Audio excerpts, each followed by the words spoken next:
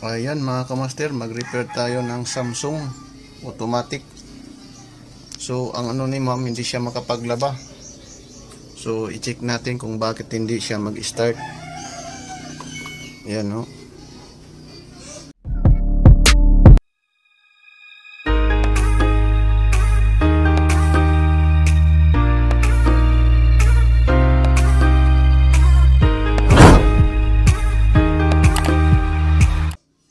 So i-check natin.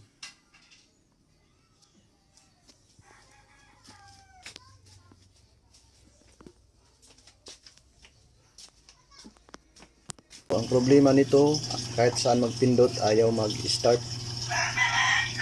So ayan, nagpalit tayo ng board. Then ito yung ating customer, si ma'am. Then ito yung partner ko.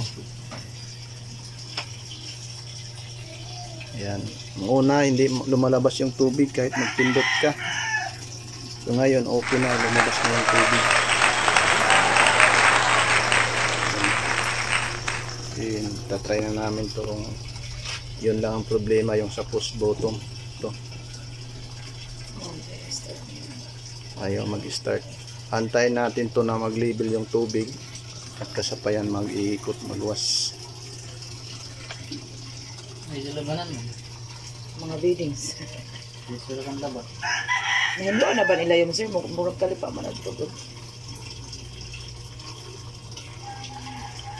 Kaya gaya na ko Ayan mga kamaster, nakapaglaban na yung ating customer. So chinek namin lahat yung water level sensor at water inlet, okay naman. So kailangan natin to palitan ng bago kasi kung hindi natin tayo palitan ng bago, para baka tayo magkabag-jam ulit. So nag-replace na lang tayo ng bagong board. Yun lang yung paraan para mas madali at wala tayong problemahin. So hanggang dito lang yung video nito. Sana may natutunan kayo sa ganong problema. Pwede na kayong magpalit ng board, pero kailangan i-check muna lahat ng mga parts bago magpalit para hindi masayang yung in-order nyo na board. Peace out mga kamaster. Hanggang dito na lang. God bless. Thank you, Dr.